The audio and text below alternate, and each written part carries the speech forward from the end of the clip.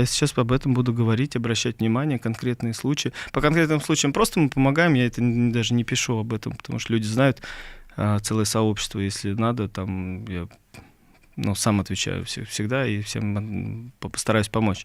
А в целом буду обращать на это внимание. Вряд ли это много кому может не понравиться. Что делать? Она такая и работа депутата. На самом деле, я когда пришел в Государственную Думу, я был первым тем, кто считал, что депутатская неприкосновенность депутатам не нужна. Потом только спустя 3 года по-настоящему я понимаю, что если ты часто вторгаясь в такие зоны ответственности других ведомств либо там чьих-то интересов, она тебе просто нужна для того, чтобы как-то посмелее, в том числе смелее быть в защите людей.